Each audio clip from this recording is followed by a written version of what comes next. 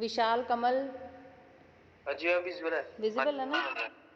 Okay ठीक है। ये 3 स्कीमा आर्किटेक्चर है। हमने लास्ट लेक्चर में आर्किटेक्चर के बारे में पढ़ा था ना, क्या बताना मेरे को ज़रा, हमने क्या लास्ट लेक्चर में डिस्कस किया था?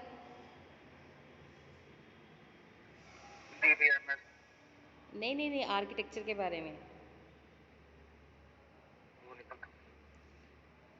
भूल गए होंगे। 3 स्कीमा आर्किटेक्चर है ना जो, ठीक है, इसके 3 लेवल्स होते हैं बेटा। एक होता है इंटरनल लेवल, कंसेप्चुअल लेवल और एक्सटर्नल लेवल, जो कि आपकी स्क्रीन के ऊपर विजिबल आपको दिखाई दे रही है ना पीपीटी में स्क्रीन।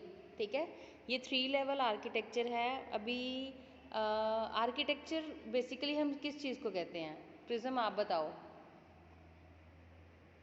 आर्किटेक्चर वर्ड से क्या क्लियर होता है आपको? नक्शा। हाँ, काइंड ऑफ नक्शा। ठीक है, हम जैसे डीबीएमएस की बात कर रहे हैं कि इसका एक आर्किटेक्चर क्या है, इसका एक जैसे आपने बोला कि नक्शा होता है। ठीक है, जैसे हम कोई बिल्डिंग बनाते हैं तो एक आर्किटेक्चर के पास जाते हैं। पहले हमारे पास एक लैंड है, हमने वहाँ पे एक बिल्डिंग खड़ी करनी है, तो एक आर्किटेक्चर क्या करता है, हमें बहुत अच्छे से व्यू के साथ हमें अलग अलग डिज़ाइन बना के देता है कि अगर कल को आप कोई अपना, जैसे हम अपना घर बनाते हैं, ठीक है, तो हम होता ना, हर एक का एक ड्रीम हाउस होता है कि हम चाहते हैं कि हमारा घर ऐसा दिखना चाहिए। तो हम उस आर्किटेक्चर को बोलते हैं कि हमारे घर की डिज़ाइनिंग इस तरह से होनी चाहिए, या फिर हम उनको एक सैम्पल देंगे कि ऐसे दिखना चाहिए। फिर वो आर्किटेक्चर क्या करेगा, अपने सॉफ्टवेयर यूज़ करके हमें एक ऐसा नक्शा बना के देगा और उसको ऐसे तरीके से डिज़ाइन करके प्रेजेंट करेगा हमारे सामने कि हमें लगेगा कि ये रियल में किसी का घर बना हुआ है और वो चीज़ हमें दिख रही है। तो सेम लाइक कि हमने डीबीएमएस की बात कर रहे हैं, हम अपना डाटा स्ट्रक्चर को, डाटा बेस को कैसे मेंटेन करके रखना है, उस चीज़ की बात कर रहे हैं।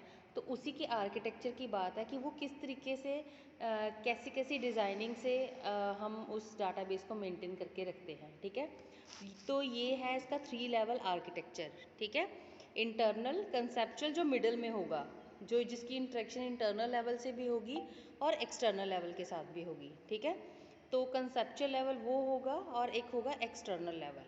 ठीक है, तो अभी देखो कि हम लोग क्या हैं, एक एंड यूज़र्स हैं, हमें एक एक्सटर्नल व्यू हमें विजिबल होता है। जब भी देखो आपने डाटाबेस मेंटेन करना है तो आपके सामने एक सॉफ्टवेयर है, ठीक है, और उस सॉफ्टवेयर के ऊपर सेट ऑफ एप्लीकेशन है, उसके ऊपर हम वर्क करते हैं, लेकिन पीछे बैकएंड पे क्या काम चल रहा है ये चीज़ का हमें नहीं पता चलता।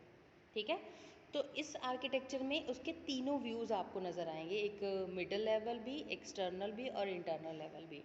एक्सटर्नल लेवल जो सबसे पहले फ्रंट पे आपका हमारे एंड यूज़र को दिखाई देता है। ठीक है, हम लोग एंड यूज़र्स हैं जो उस चीज़ को यूज़ करते हैं।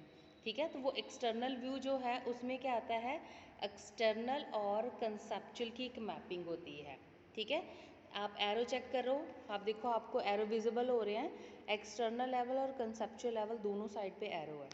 इट मीन्स कहीं ना कहीं दोनों की कोलेब्रेशन है। यहाँ पे जो इंटरेक्शन जो है वो डायरेक्ट एक्सटर्नल लेवल का इंटरनल लेवल के साथ नहीं है, उसके बीच में एक कंसेप्चुअल लेवल है, वहाँ पे उनका एक मिडल पॉइंट है, वहाँ पे उनकी इंटरेक्शन एक्सटर्नल लेवल की कंसेप्चुअल लेवल के साथ है। ठीक है, तो एक्सटर्नल लेवल्स क्या होते हैं, जो हम लोग यूज़र्स हैं उस सॉफ्टवेयर को यूज़ करते हैं, उस चीज़ को हम क्या कहते हैं, एक्सटर्नल व्यू, जो हमें विजिबल होता है। ठीक है, और कंसेप्चुअल लेवल में क्या आएगा, describe the structure of the whole database, the complete community of the users. ठीक है, इसमें हम डाटाबेस की बात करेंगे।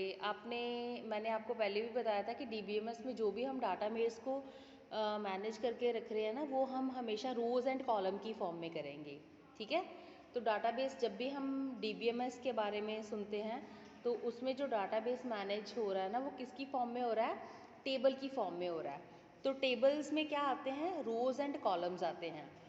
सपोज लाइक कि आप एक्सेल की बात करो, आप एक्सेल में जब भी कोई डाटा को मेंटेन करके रखते हो, आपको पर्टिकुलर उसमें सेल्स बने होते हैं ना ऑलरेडी, तो आप क्या करते हो, जब उसमें रिकॉर्ड मेंटेन करके रखते हो तो कैसे करते हो, रोज़ एंड कॉलम की फॉर्म में। जैसे मैं आपको बोलूँ कि आप क्या करो, एक अपनी क्लास की ही एक मुझे फ़ाइल बना के दो, तो उस क्लास की फ़ाइल को कैसे मेंटेन करोगे आप, आप कुछ एट्रीब्यूट्स ऐड करोगे ऊपर, जैसे होता है serial number, name of student, branch, address, locality, ये सारे उसके क्या आ जाएंगे, एट्रीब्यूट्स आ जाएंगे। और उसके बीच में हम क्या करेंगे, उसकी एंटिटी को ऐड करेंगे।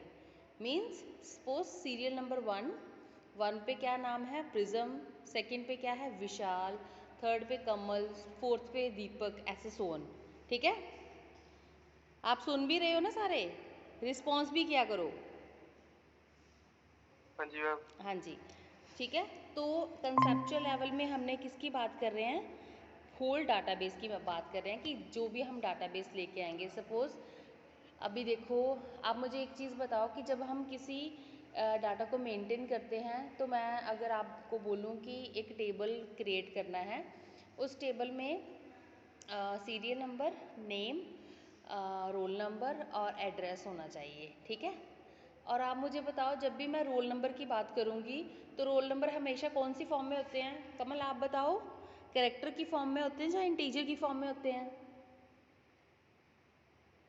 टीचर की मैम। हाँ जी, टीचर की फॉर्म में। इंटीजर की, वेरी गुड। इंटीजर की फॉर्म में हम रोल नंबर लिखते हैं, क्योंकि हमेशा हम रोल नंबर ABC से थोड़ी लिखते हैं, हम किससे लिखेंगे, 0 1 2 3 की फॉर्म में हम लिखेंगे। तो इंटीजर की फॉर्म में हमारा क्या हो जाएगा, रोल नंबर मेंटेन होते हैं। लेकिन अगर हम बात करें कि अगर नेम ऑफ स्टूडेंट की बात करूँ, तो वो किसकी फॉर्म में होगा, कैरेक्टर की फॉर्म में होगा। ठीक है, अभी मैंने एक डाटाबेस बनाना है, तो उस डाटाबेस में हमने उस डाटा को मेंटेन करके रखना है, एक फ़ाइल बनानी है जिसमें डाटा को मेंटेन करके रखना है। तो अगर मैं ये सारे एट्रीब्यूट, ये जो होता है ना कि name of student, address, phone number, ये सारे क्या आते हैं, एट्रीब्यूट्स आते हैं। ठीक है, जब हम इसमें रिकॉर्ड एंटर करना स्टार्ट कर देते हैं ना, जैसे मैं आपका रिकॉर्ड एंटर करूँ, तो उस पूरी रो को मैं क्या बोलूँगी, ये एंटिटी है हमारी। ठीक है, एट्रीब्यूट्स क्या आते हैं, जो हम ऊपर मेंशन करते हैं कि हमने उस फाइल में क्या क्या मेंटेन करके रखना है। ठीक है, जो आगे उसके रिकॉर्ड्स होंगे वो क्या होंगे, हमारे एंटिटीज़ होंगी। ठीक है, तो अभी देखो हम बात कर रहे हैं कि हमने क्या करना है, रोज़ एंड कॉलम की फॉर्म में डाटा को मेंटेन करके रखना। लेकिन हम डाटा मेंटेन कर रहे हैं, लेकिन हम ये भी बता रहे हैं कि अगर रोल नंबर ले रहे हैं तो वो हम किसकी फॉर्म में ले रहे हैं, इंटीजर की फॉर्म में ले रहे हैं। और कैरेक्टर जो है हम वो कैरेक्टर की फॉर्म में, सॉरी नेम जो है हम कैरेक्टर की फॉर्म में ले रहे हैं। तो ये कंसेप्चुअल व्यू है इसका। ठीक है, लेकिन जब वही हम एक्सटर्नल लेवल पे जाएंगे, तो एक्सटर्नल लेवल पे हमारा यहाँ पे मेंशन भी देखो, डायग्राम में भी आपको विजिबल हो रहा है, स्टोर्ड डाटाबेस। ठीक है, और describe part of database of interest to be particular user group. अभी यहाँ पे पता क्या आएगा, थर्ड लेवल पे आता है कि जितने भी हम ऊपर कंसेप्चुअल लेवल में एंटिटीज़ लेते हैं ना, उसकी डाटा टाइप डिस्क्राइब कर देते हैं कि ठीक है, मैंने इंटीजर भी ले लिया, मैंने कैरेक्टर भी ले लिया। अभी एक्सटर्नल लेवल में, ये सॉरी इंटरनल लेवल की बात कर रहे हैं, सॉरी जो थर्ड वाला है ना वो इंटरनल लेवल है। तो describe the physically storage structure of the database. यहाँ पे हम फिजिकली स्ट्रक्चर बताएंगे कि अभी इंटीजर लिया है। आप मुझे बताओ, आपके रोल नंबर के कितने मैक्सिमम डिजिट है, कमल आप बताओ, विशाल आप बता दो। हाँ जी मैम, क्या? आप 10 हो गया। आपके रोल नंबर के कितने मैक्सिमम 10 डिजिट हो यूज़ गए। करते हो? आपका जो बोर्ड का रोल नंबर है, यूनिवर्सिटी का रोल नंबर होता है, बोर्ड का रोल नंबर होता है, वो कितने डिजिट का है? 7 8 डिजिट का है ही है। 12 10 डिजिट नंबर का का है, होगा। 12 डिजिट का है। चेक, 12। हाँ 12 डिजिट का आपका रोल नंबर है। ठीक है, तो अभी अभी देखो कि मैक्सिमम उसकी लेंथ कितनी है, 12 है। ठीक है, लेकिन अभी हम इंटरनल लेवल की बात कर रहे हैं, इसमें हम क्या कर रहे हैं कि हम फिजिकली स्टोरेज की बात करेंगे कि अगर हमने इंटीजर वैल्यू ली है तो उसकी लेंथ कितनी होनी चाहिए। अगर आपका रोल नंबर है 12 डिजिट का, तो ऑब्वियसली मैं उसकी लेंथ कितनी रखूँगी, 12 डिजिट। ठीक है, अभी देखो आपका नाम है, सपोज आपकी क्लास में किसी का मिडिल नेम भी होता है, सरनेम भी होता है, और फर्स्ट नेम भी होता है, तो मैक्सिमम कितनी वो स्पेस कंज्यूम करता है, कितने मतलब कैरेक्टर्स यूज़ करता होगा। जैसे आप अपने नाम की बात कर लो, कितने कैरेक्टर यूज़ करते हैं?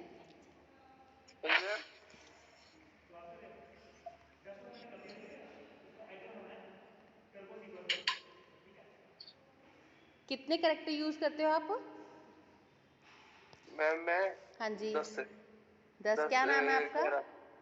11 क्या नाम है? विशाल सिंह। विशाल सिंह, ठीक है। विशाल के कितने हैं कैरेक्टर? 6 से 6। और स्पेस को भी ऐड किया आपने? विशाल सिंह इकट्ठा तो नहीं है ना, आप बीच में स्पेस भी डालते हो ना? यस। हाँ, तो फिर सिंह के कितने होते हैं? 5 हाँ, तो कितने हो गए आपके टोटल? 12।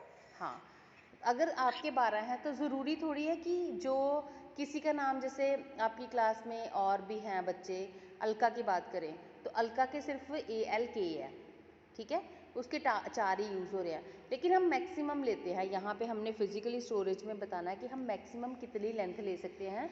जैसे आप लोग अपने पहले कीपैड वाले फ़ोन होते थे तो आप लोगों को जब भी नंबर सेव करना होता तो आपको पर्टिकुलर स्पेस की ज़रूरत पड़ती थी ना, कि आप इतने ही कैरेक्टर ऐड कर सकते हो, होता था ना। लेकिन आजकल आपके पास स्मार्टफोन है तो उसमें आपको बहुत ज़्यादा स्पेस मिल जाती है।